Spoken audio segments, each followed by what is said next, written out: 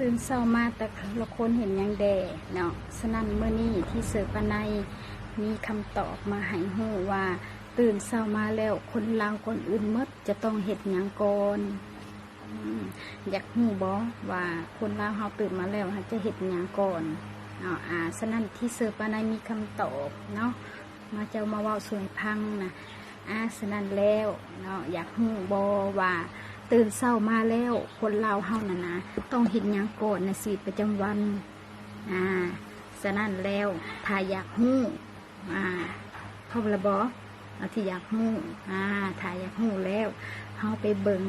คลิปนี่เลย